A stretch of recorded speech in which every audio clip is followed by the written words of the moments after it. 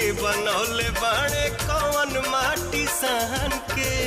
दिल में मोहब्बत जगा दिहला राजा, आपन दीवानी बना लिहला राजा। रुपवा के हमरे बड़ाई तुका के चार चांदे पे लगा दिहला राजा।